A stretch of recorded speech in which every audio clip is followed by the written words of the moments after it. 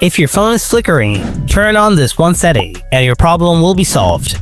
The main sign for phone flickering is rapidly blinking, flashing, or showing unstable brightness or colors. So if you are facing this kind of problem, let me show you how you can fix this without a sweat. So let's get started.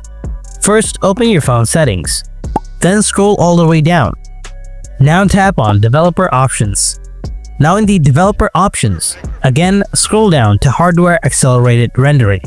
Here you can see the option called Disable HW Overlays. Turn it on. This option alone can save you from this flickering problem. So what this option basically does is, it forces the GPU to do all the work for screen compositing. So it makes your UI much smoother and fixes the flickering issues. So that's how you can fix the flickering issues on Android without a hassle. If you found this video helpful, then don't forget to hit that like button and subscribe to my channel. Thanks so much for watching, and I'll see you in the next one.